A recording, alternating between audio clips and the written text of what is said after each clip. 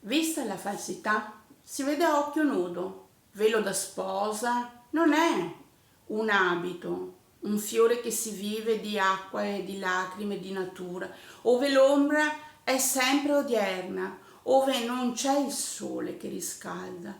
Il velo da sposa è un verde di foglie e di speranze, dove il vestire non è odio né rancore, ma amore e felicità. Perché se non sono felice, io te resti con il sorriso distorto, come il marito che è vedova. Chissà perché è in questa situazione, forse lui ha scelto e lei lo ha aggravato.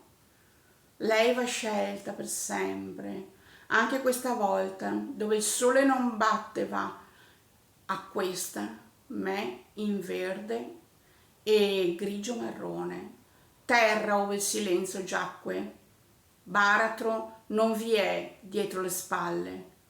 Vattene! Suonata a stomacato, vomito.